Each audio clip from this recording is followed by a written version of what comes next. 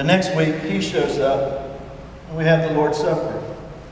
I like to ask visitors and tell them, what we do with the Lord's Supper, so that they're not confused and they know what's going on. And so I tell him, we take the bread, we eat together, we take the cup, we drink together. And he said, I can't do that. My faith doesn't allow me to take the Lord's Supper in a different congregation. And all I could think of was, wow, you have a small table. Very few people can fit at that table. What are you going to do? And then you read Scripture. Oh man, y'all do read that, right? Some of that stuff is really amazing. Some of the most amazing stuff, probably shouldn't make fun of Tangier Island, but y'all know they have two churches. They even got in an argument with just one church and several hundred people. And so they've got these two churches. And one of them's called the New Testament church because they don't believe in the Old Testament. But David was having some problems, and Saul was trying to kill him.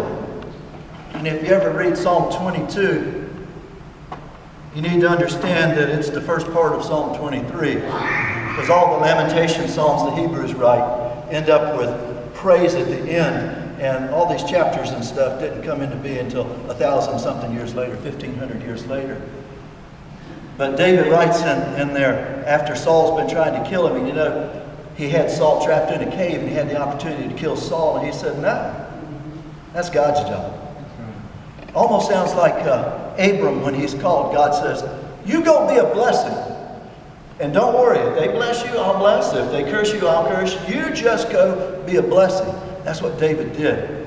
And so he writes and he calls out to God, God, people are trying to kill me all around. But the Lord's my shepherd. I shall not want. He makes me lie down in green pastures. He leads me beside the still waters. He restores my soul. And boy, David needed some soul restoring, didn't he? He restores my soul. He leads me in the right path for his name's sake. Even when I walk through the valley of the shadow of death, I fear no evil because you are with me. Your rod and staff, they are not there to judge me, to condemn me, or to beat me, but they comfort me. That's right. And in the presence of my enemies, you prepare a table.